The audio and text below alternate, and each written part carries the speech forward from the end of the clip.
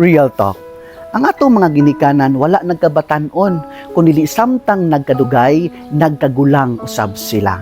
Maabot ang panahon na dili na nimo sila makauban, dili na nimo sila makaistorya, dili na nimo sila mahikap, mahalukan o magakos. Mga samtang anaa pa sila sa atong kiliran, ayaw usiki ang panahon nga dili nato sila maatiman, mapangga og matabangan og balik sama nga ila kitang gitabangan ni adtong wala patay alimuhag. Hinumdumi walay rewind sa kinabuhi.